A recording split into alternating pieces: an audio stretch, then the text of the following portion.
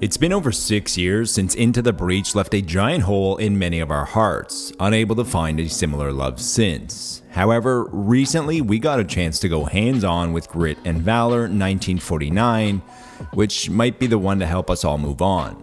Even though it does share some resemblance to Into the Breach with grids, mechs, and tactics, Grit and Valor 1949 tweaks the formula in enough interesting ways to offer a unique take on the genre.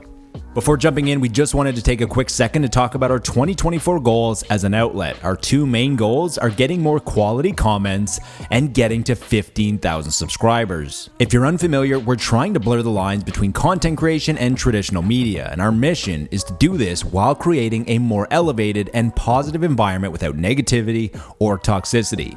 If you enjoy what we're doing, this sounds like something that you want to be part of, then the most important thing that you can do is to leave a positive or constructive comment.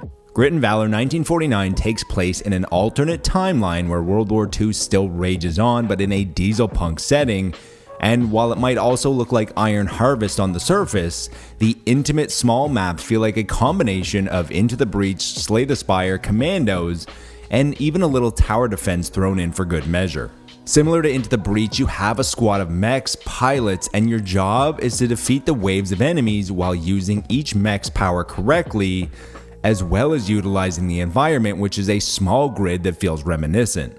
The big difference is that Grit and Valor feels much closer to an RTS and not a turn-based tactic, which means that you need to use a different part of your brain and react quicker. Each level is short with a handful of waves, and after you get to decide your path similar to Slay the Spire depending on what you need, as well as a small run-based upgrade in true roguelike fashion. Grit and Valor 1949 ran great on the Steam Deck, and while the gamepad was an option, the best way to play was keyboard and mouse, and running this well on Steam Deck this far ahead of release is very promising. If there is area for improvement, it would be the readability on screen. Sometimes it's hard to know which mech you are controlling, as they all look somewhat similar. Considering that Grit and Valor 1949 is closer to an RTS, every second counts. It's also hard to see what some mechs are doing in regards to things like healing, but since we are this far from release, it still feels like there's plenty of time to improve, tweak, and polish. Grit and Valor 1949 has a familiarity that is welcoming, and while the game won't be out until 2025,